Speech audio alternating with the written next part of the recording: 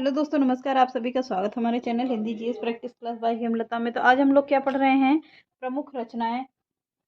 हिंदी साहित्य के प्रमुख कवि एवं साहित्य रचना क्या पढ़ेंगे? हिंदी साहित्य के प्रमुख कवि एवं साहित्य रचना को 14 कवि हैं, जिसमें से बार बार प्रश्न आते हैं। ये इन्हीं 14 कवियों को बार बार प्रश्नों के तरीके पूछा जाता है कि ये 14 कवि ऐसे कवि हैं जहाँ से हर एक कंपटीशन में एक न एक इनकी रचनाएं जरूर पूछा जाता है। तो आप लोग इसको बिल्कुल ध्यान से पढ़िएगा। एक दो वीडियो में पूरे कवि को हम लोग पूरा समाप्त कर देंगे। बस या तो एक या तो दो ही वीडियो में पूरा समाप्त करेंगे। ये 14 कवि पहले लिख लीजिए। ये 14 कवि कौन कौन सी हैं?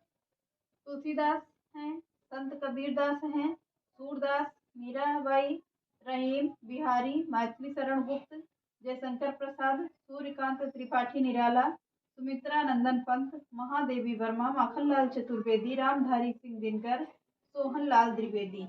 ये कैसे कवि हैं? 14 कवि, जहाँ से प्रश्न बार बार आता है। आप लोग इसको नोट कर लीजिएगा। नोट करिए पहले, इसी या तो स्क्रीनशॉट लीजिए। फिर क्या? तुलसीदास हैं, संत कबीर दास और सूरदास, मीराबाई, रहीमदास, बिहारी, और कौन है? मैथिली शरण गुप्त, जयशंकर प्रसाद, सूर्यकांत त्रिपाठी निराला, सुमित्रा नंदन पंत, महादेवी वर्मा, माखनलाल चतुर्वेदी, रामधारी सिंह दिनकर और सोहनलाल द्विवेदी। अब क्या करते हैं? ये 14 कवि को लिख लिया।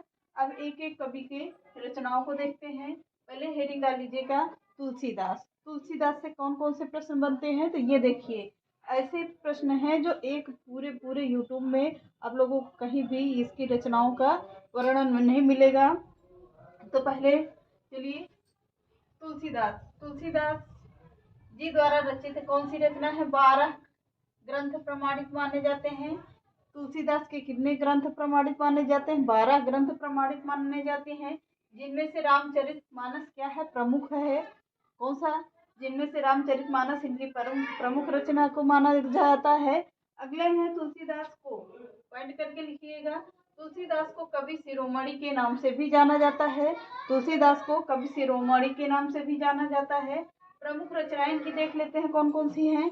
प्रमुख रचनाएं हैं विनय पत्रिका है, कवितावली है, गीतावली है, दोहावली है, रामलला नछहु है, जानकी मंगल है। कौन सी? विनय पत्रिका, कवितावली, गीतावली, दोहावली, रामलला नछहु, जानकी मंगल। ये रचनाएं हो गई।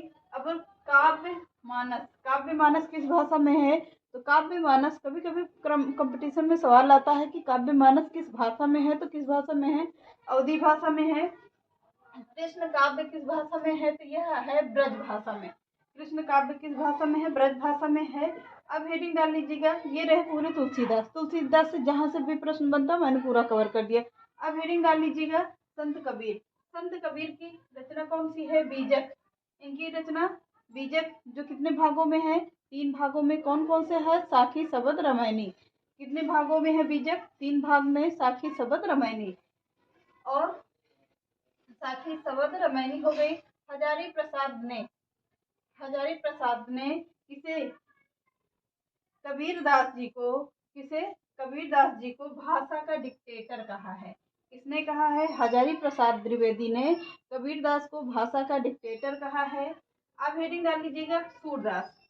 ये हो गए संत कबीर। जहां से भी जितना भी प्रश्न बनता है उसको मैंने कवर कर लिया। अब इसको देखिए, पूरा टिक से है, एक एक चीज को हमने पूरा कवर किया है। तो अब सूरदास को हेडिंग डालिए। सूरदास में है, महाकवि सूरदास ने ब्रज भाषा में, किस भाषा में?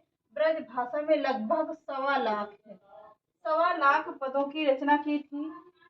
किसने? सूरदास ने लगभग ब्रज भाषा में 1.25 लाख पदों की रचना की थी। पर क्या है, इनके सारे पद कहीं मिलते नहीं हैं। केवल 3 मिलता है। कौन कौन सी है? केवल 3 रचनाएं ही उपलब्ध हैं। कौन सी? तुलसीदास को क्या है रचनाओं का? क्या? रचनाओं में श्रृंगार रस, वात्सल्य रस का अद्भुत वर्णन है। तुलसीदास की रचनाओं में श्रृंगार रस का और क्या? वात्सल्य रस का। यानी कि ये किसके ऊपर लिखते थे? ये भगवान श्री कृष्ण के बारे में पूरा वात्सल्य रस से इनकी जितनी भी रचनाएं हैं सब वात्सल्य रस और श्रृंगार रस के आधारित हैं। प्रमुख रचना कौन कौन सी है?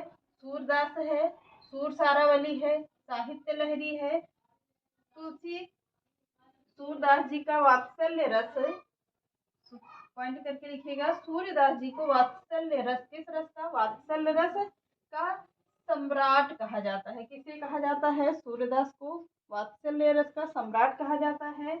अब मीराबाई, मीराबाई का, अब ये हो गए कहाँ से जितने भी प्रश्न बनते हैं पूरा कवर कर दिए सूरदास को। अब हेडिंग डाल लीजिएगा मीराबाई।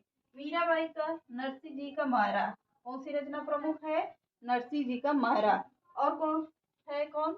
राग गोविंद, गीत गोविंद। एक गीत गोविंद टीका है और एक गीत गोविंद किसका है? जयदेव का है। किसमें है? संस्कृत में है।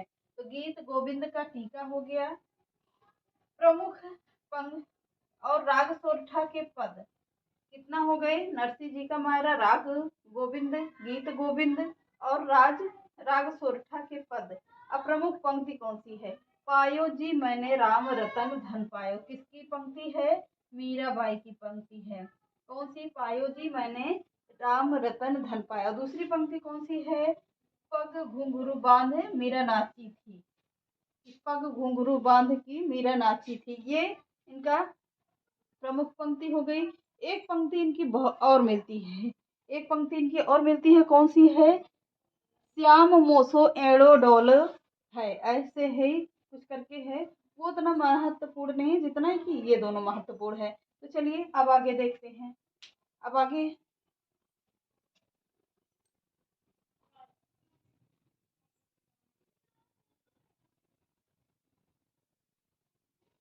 अब आगे के देखिए। अब कितने कवि? अब चौथे कवि, चौथे कवि को देखते हैं हम लोग। चौथे कवि कौन होंगे? रहीमदास होंगे। कितने पे आ गए? रहीमदास। रहीमदास ये कैसे कवि थे? ये अकबर के सेनापति और मंत्री थे। ये किसके कवि थे? प्रधान सेनापति थे और मंत्री थे। बस इनसे इतना ही प्रश्न पूछा जाता है। और क्या थे ये? अकबर के नवरत्नों में से एक थे। कौन? रहीमदास अकबर के नवरत्नों में से एक थे। और ये कहाँ के थे? अकबर के सेनापति और मंत्री थे। और अकबर के क्या थे? दरबारी, सॉरी, नवरत्नों में से एक थे। अकबर ने इन्हें कौन सी उपाधि दी थी? खान खाना की उपाधि दी थी। किसे? रहीमदास जी को उपाधि से विभूषित किया था। अब प्रमुख रचनाएं इनकी देख लेते हैं। प्रमुख रचनाएं कौन सी हो गई? रहीम सतसई हो गई, मदनाष्टक हो गई, बरवे नायिका हो गई। कौन सी रचनाएं प्रमुख है? रहीम सतसई, मदनाष्टक, बरवे नायिका। तीन रचनाएं प्रमुख रचनाएं हैं इनकी। अगले कवि कौन होंगे? बिहारी दास। बिहारी दास ये कैसे कवि थे? ये गागर में सागर भरने वाले कवि कहे जाते थे। कौन कौन कहे जाते थे? बिहारी। गागर में सागर भरने वाले कवि कहे जाते थे। अब ये मुख्य रूप से श्रृंगार रस, किसके? श्रृंगार रस के कवि माने जाते थे या माने जाते हैं।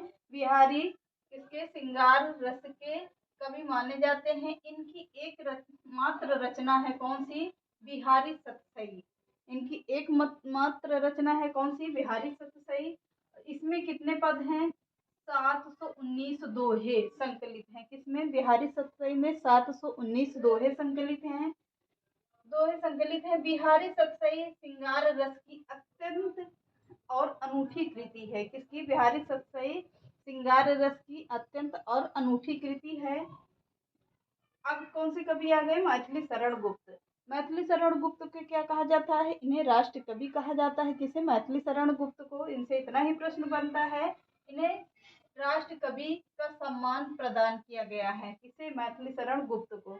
ये किसे अपना गुरु मानते थे? ये महावीर प्रसाद द्विवेदी जी को अपना काव्य गुरु मानते थे। किसे? आचार्य महावीर प्रसाद द्विवेदी जी को कौन? मैथिली शरण गुप्त अपना काव्य गुरु मानते थे। इनकी प्रमुख रचनाएं निम्न हैं। इनकी प्रमुख रचनाएं पर विशेष ध्यान दीजिएगा। इतना ही इनसे प्रश्न बनता है। जयदत्त जयदत्त एक मिनट, जयद्रथ वध है, भारत भारती है, पंचवटी, यशोधरा, द्वापर, सिद्धराज, नहुस, अंजलि और अर्ध, झंकार, पृथ्वीपुत्र, मेघनाद, वध और साकेत। कौन सी हो गई? जयद्रथ वध हो गई, भारत भारती हो गई, पंचवटी हो गई, यशोधरा, द्वापर हो गई, सिद्धराज हो गई, नहुस, अंजलि और अर्ध, झंकार, पृथ्वीपुत्र, मेघनाथ, बध, साकेत आदि। तो चलिए आज इनके इतना ही रखते हैं और आगे के राइटर को कल हम लोग हो सकता पूरा कवर कर देते हैं। मिलते हैं नेक्स्ट क्लास में। चैनल को लाइक, सब्सक्राइब एंड शेयर करिएगा। नमस्कार।